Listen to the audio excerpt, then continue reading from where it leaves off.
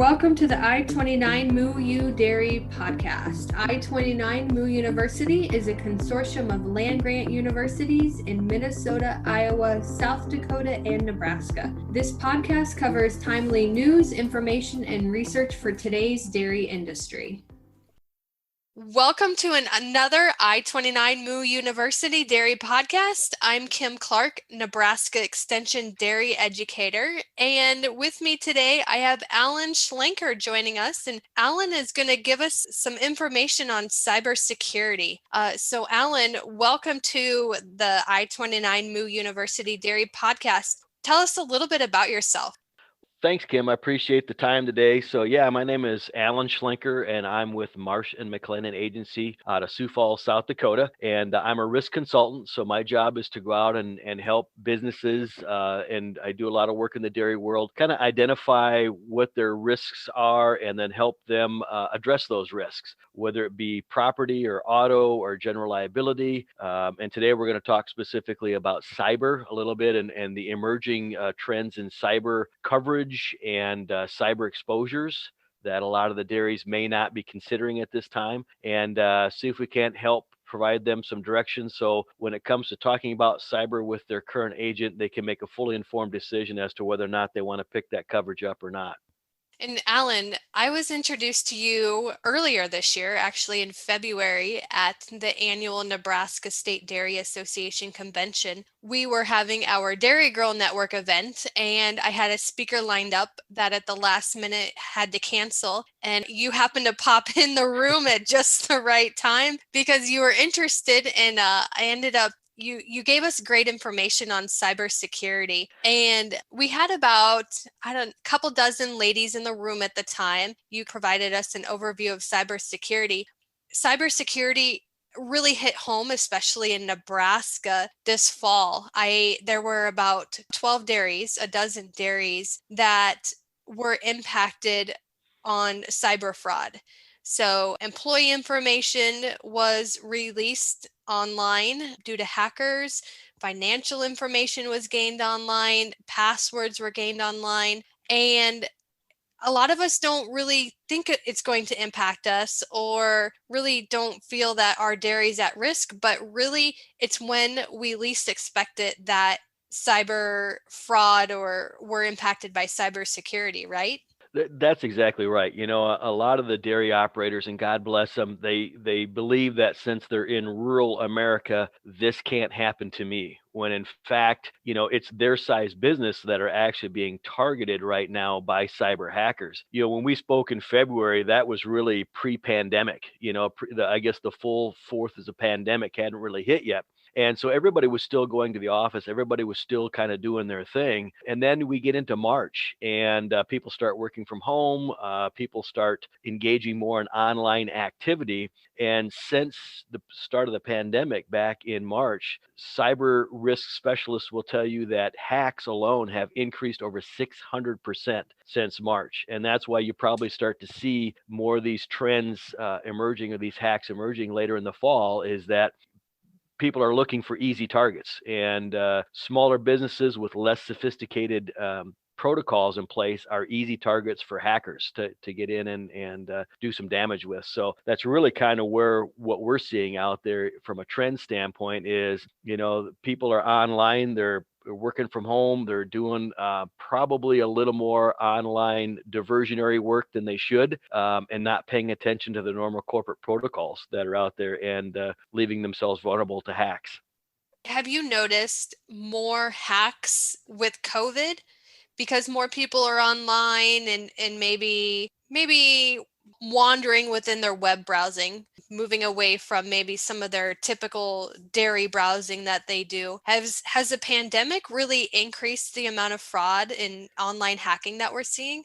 Well, like I kind of said a little bit earlier, what we're seeing is the amount of the attempts are actually going up. I mean, we've seen a 600% increase in cyber hack attack, if you don't mind a little a little play on words, since the start of the pandemic. And and we're all familiar with big companies that you'll see in the media, the targets of the world and the healthcare operations of the world that have a lot of data that people want to get at. But what a lot of people don't realize, there are far more smaller companies out there that are vulnerable to cyber hacks than there are big companies, and big companies have very sophisticated network security things in place to help prevent hacks. But really, it boils down to kind of one or two general things that allow cyber hacks to happen, and that's human error. That's people sitting at home on their home computer, and an email comes in, and they click on it, and boom, that hacker's into the system. I was preparing for a seminar that I was going to do last spring at the Central Plains Dairy Association on cyber vulnerability and stuff. And I came across an interesting statistic that I'd like to share with everybody, and that a hacker will sit on a system on an average of 78 days before they'll actually take any action on it. So it's called dwell time. So a hacker will get into your system before they actually start working on it to try to figure out who the players are, who does what where, what information is available. So if you saw a spike in Nebraska in this fall, those hackers are probably on that system well into the midsummer time range before they actually did anything. So it's scary to think what's out there. We used to think of cyber as this big government thing, that only the government had to worry about. And then we started to see it evolve into large companies. And now we're starting to see it evolve into or morph into more of a security concern for the smaller companies. There are smaller dairies, the family run farms that are starting to see some of these cyber attacks. I know just earlier this week, my husband and I had just put the kids to bed, and we were sitting down chatting, checking emails, and he said, "Oh, I just got this email from the bank. It needs us to log in and needs this information." And I said, "We didn't do anything related to that." And thankfully, he showed me the email before clicking anything, but it was a potential hacker that could have gotten into the system. And I think we're starting to see more of that also. Right. So what you guys just experienced is what they called social engineering. It's basically taking over a website, making the hacker's site look like your website in order to gather that data, that login, that password. You see it a lot in banking accounts, that kind of stuff. The other most common form of hack that we're seeing is ransomware. It's hackers getting into your system and demanding payment in order for them to release your computer system. And that's probably the number one vulnerability most companies have, is when a hacker gets in and holds up your system, you either got to pay them and hope they release it, or you got to just shut everything down and reboot and move everything to a brand new server. So it's kind of crazy. And I'll just, from a historical standpoint, when we first started hearing about cyber, the average demand for a ransomware type hack was like $600. And it was kids, on a weekend, Saturday night, staying up, playing on their gaming console, figuring out how to hack stuff. And if they got paid $300, they were happy. But now we're starting to see the sophistication actually come out of foreign countries like Russia, like South Africa, like China. And they aren't demanding $600 anymore. They're demanding tens of thousands of dollars out there. So just a quick story, we had an agricultural co-op in west central Minnesota suffer a hack. By the time it was all said and done, it was a $60,000 claim. By the time they figured out how to fix their system, fix the vulnerability, and pay the ransomware, it was a $60,000 claim. So these are not cheap fixes out. That $60,000 claim, is that the $60,000 the company had to pay to the hackers or to move everything over? So that was the total cost of the claim. So what that involved was the ransomware that we had to pay, or the insurance company basically had to pay to get this released.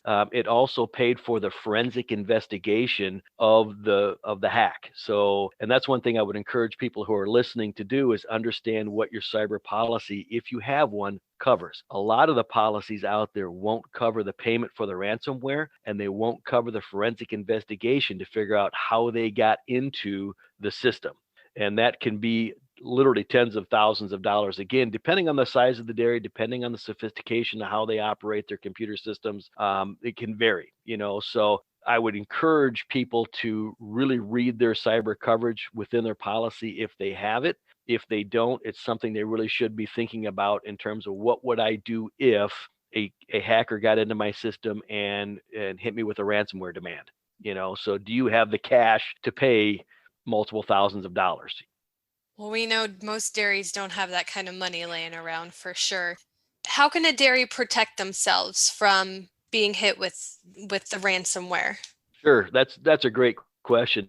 What can a farmer do really to protect themselves? The number one thing is limit the amount of access that your employees have to the computer systems. You really want to make sure that you don't leave a computer open on a desk. So let's say you've got your computer open and you get up to run to the restroom or you get up to do some work. You don't want to leave that computer open and vulnerable because somebody can sit down and actually work, get into your computer and start letting other people in. Another thing you can And do that is would be unintentionally, right? Just it from is their clicks, it could be. Okay. right. They start looking at emails and they start clicking on things, and I'm guilty of it. I mean, at MMA we have these cybersecurity tests, and I'll get an email that looks like it's from a legit source.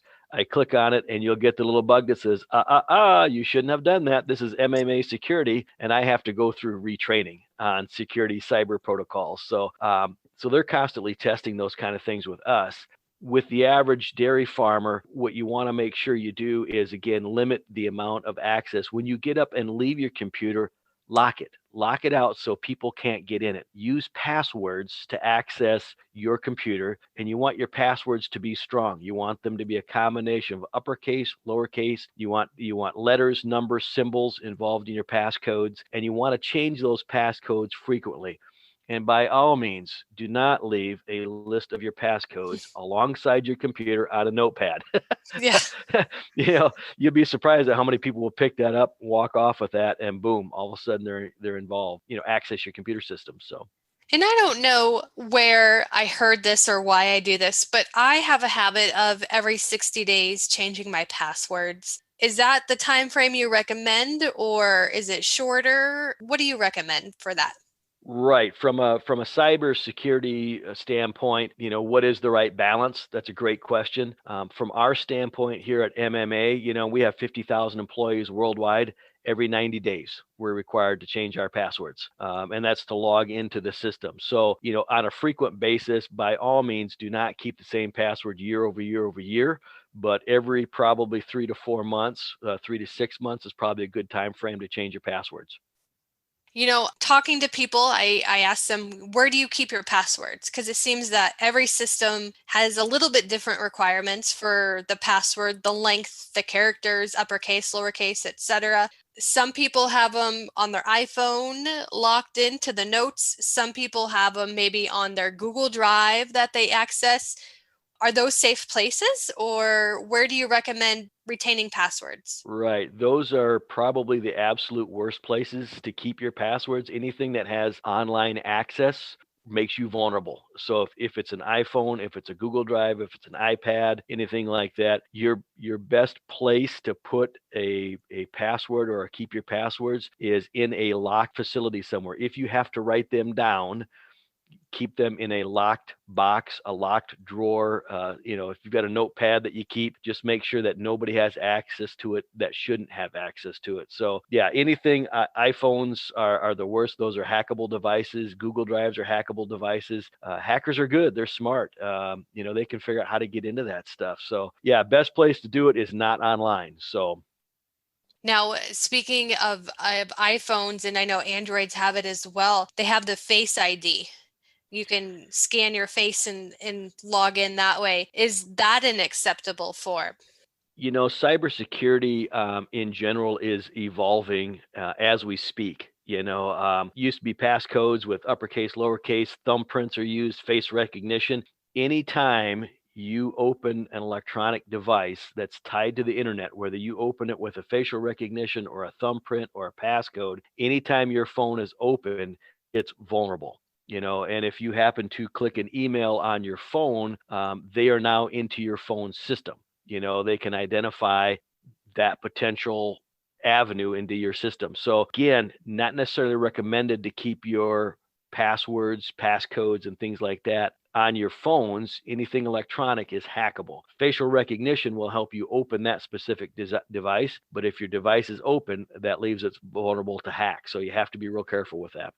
Good to know. Just when we think that our face is safe and using face recognition or thumbprint is okay, there's ways around that for sure. Yeah, it's really crazy. And again, the world of cyber is continuing to evolve. 10 years ago in the insurance world, nobody was talking cyber coverage. 5 years ago, big companies, the Targets of the world, the Best Buys of the world, all of a sudden, when they started to see data breaches, started to raise the awareness of cyber. And now, virtually every single policy, anytime we engage a customer, cyber is a conversation piece. It's basically, what are you guys doing, or what would you do in the event if? And some of them might be relatively obscure hacks. I mean, one of my dairies, a hacker got in and stole all of his cow number ID tags. Big deal, not a huge deal. But trust me, if they're in, they can get to his employee files. And the identity theft is really probably one of the bigger areas of concern. If they get social security numbers, dates of birth, things like that, that's where you start identity theft processes. And dairies don't really realize that you, as dairy managers and dairy owners, are responsible for the security of that information. And if there's an identity theft breach or a theft that ends up in a breach where people are losing their identity, you, as the owner of that data, are responsible for the damages caused by those identity thefts. That can have major repercussions for the dairy. If there is an identity theft as a result, and they can pinpoint it to the dairy, right? Yes. If there's identity theft from employee information, social security numbers, addresses, you name it, the dairies are liable for all of that, right? Absolutely. So they have a responsibility to protect that data. If they don't protect that data, however they decide, to do it, and it leads to an identity theft, that whatever is out there as far as loss, if somebody loses their entire savings account, if somebody loses all their credit information, that can take 3 to 5 years to actually fix for that employee. Now, if you're a dairy with multiple employees, take that number and that time frame times each employee. I mean, some of these dairies, are hundreds of employees, other of them are 5 or 10. Not only do you have literally the expense of fixing the credit, whatever, it's a time suck. These employees have to take time off to help fix their identities. So yes, the dairy farmer is liable for that data, and it becomes a fiduciary issue too. So from a standpoint that there's a financial repercussion there. They are aware that cyber is an issue. If they fail to act to protect that data, as we're talking about now, we're bringing this to light. If they just stick their head in the sand and say, I'm not going to do anything different, and something happens, and they had knowledge that they were vulnerable, guess what? That leaves the dairy farmer or the dairy owner susceptible to lawsuit. So, and nobody wants to deal with lawsuits out Yeah, there. But yeah, it's a real concern. But again, in talking to a lot of dairy farmers, they just don't believe this is going to happen to them, and so I would encourage everybody basically to just sit down and talk to your agent about cyber coverage and what particularly could be involved, and what it would cost to get coverage put in place. yeah, that's exactly right. The dairies in Nebraska that were hit this fall, they didn't think it was going to happen to them. It was dairies in size from milking 100 cows up to 5,000 cows. They said, I didn't think it was going to impact me. Why would they target me? And it's not about the person. It's not about the operation. It's just about the hackers getting into the system and stealing information, identity theft. And so because they didn't think it was going to happen to them, they weren't prepared, didn't know how to react to this situation, didn't know the steps to take to resolve that. And it's really important that it happens when we least expect it. It happens when we're off guard. It can happen from social engineering to ransomware, identity theft. So it's everywhere. Switching gears just a little bit, let's go back to social engineering. Hmm. This is something that can potentially impact anybody and everyone, Right. not just anyone who has a business, runs a company or organization, because it really anyone who's online or anyone who has an email could be impacted by social engineering, right? Going back to my husband showing me the email from the bank, it looked like an email from our bank that we bank with. But one thing that I noticed was looking at the subject, or not the subject line, but who it was from. There was just one little shift in letters. Yep. And that was really the key for me. That's one of the first things I look at is the email address correct? they'll switch letters, they'll change numbers. If you go to the reply and look at that, it's the information is incorrect. It's completely directed to someone completely different. Yeah, that's real common, and it takes a sharp eye, and you just have to sit and analyze that email and say, why would this bank be reaching out to me? Most banks are going to send you, if there's any kind of anomaly within your system, they'll send you a certified letter. They won't call you on the phone and ask you for your information. They're going to send you a letter saying, hey, we believe that you've been hacked, or there has been a data breach. They won't send you an email and ask you to log in or put in your password or verify information. You're going to get a letter. You will not get phone calls, and this goes for basically any corporation that is dealing with a cyber type attack or a cyber situation. Is there's just always something, like you said, a little bit off about the address. Those companies will contact you via mail before they'll actually reach out to you either by a phone. I don't know how many calls I've had about expiring my vehicle, Hmm. and or how many times I've been threatened with arrest because I have an outstanding warrant in Texas. I'm sorry, I haven't been to Texas in many, many years, and I'm pretty sure I didn't break the law the last time I was down there. But it's just it's the brazen arrogance of these hackers to think we're all that vulnerable, but it works. People fall for it, and guess what? There's money being paid, and that's why they keep doing it, because they're successful. Yeah, exactly. And I can't tell you how many phone calls I used to get. I haven't received them recently from the IRS. They were Right. claiming they were from the IRS and I, owed them money. And everyone should know that anything from the IRS, they will send via mail. You will Right. never get a phone call or an email from the IRS. So I want to make that very clear.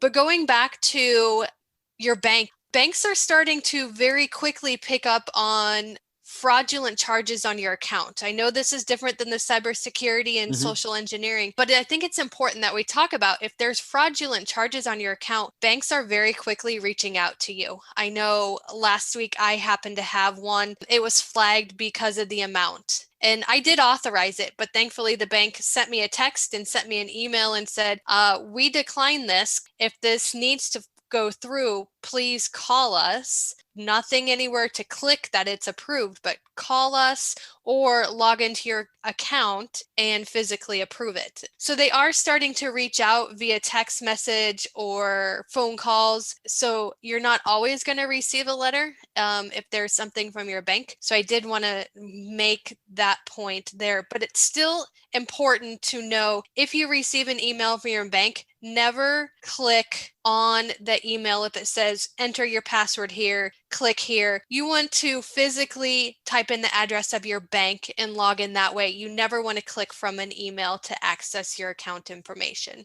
Right. And that's a great point. And one thing I kind of want to expand on that a little bit too is to understand that those dairy farmers, those businesses that have direct file transfers or fund transfers, automatic withdrawals going between the bank and the dairy have to be particularly careful, because that's a point of entry for hackers. If there is a third party vendor that is, you're contracted with for service, and they're going to do electronic fund transfer between the dairy and the contractor for work, that's a point of vulnerability. And you have to make sure that whoever you're doing electronic business with and transferring funds with, they have good cyber protocols in place, because you don't want the money that is supposed to be going to ABC contractor end up going to ABC hacker on there. So I would encourage dairy farmers to be very, very careful about who they engage in electronic funds transfer payments with for their operations. And to your point about the credit cards too,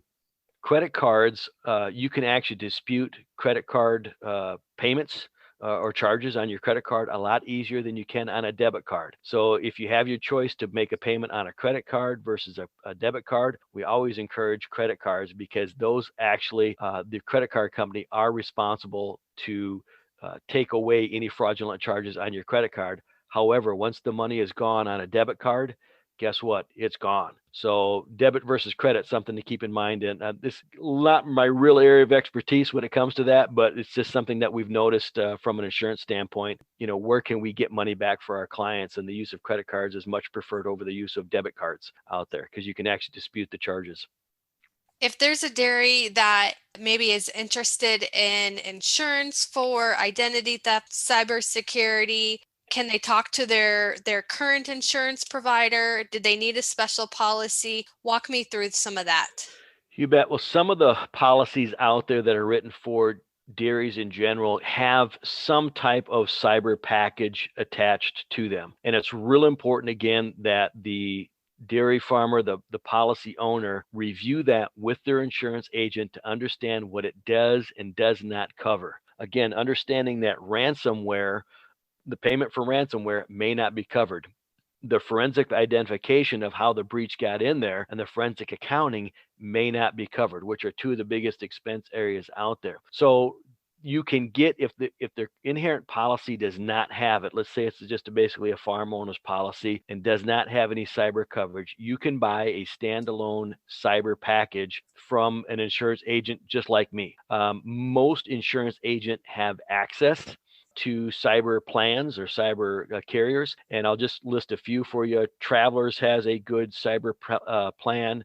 Vasco has a good cyber plan. Beasley has a good cyber plan. And Chubb all have good cyber protection plans. And you're not looking at huge dollars. You can get up to $1 million worth of coverage for anywhere between $2,000 to $7,000 a year, depending on the size of your operation, how many employees you have, what kind of protocols you have in place. Most of my dairies that I insure probably have that 15 to 50 employee range, and we're seeing policies range for $1 million worth of coverage, which basically covers everything in the $2,300 to $5,500 a year range. So that's what they could kind of expect. A little bit smaller, if you're a smaller dairy, maybe a farmer operation, you want some cyber coverage, probably cost you a little bit less. So Definitely peace of mind. Little cost for peace of mind.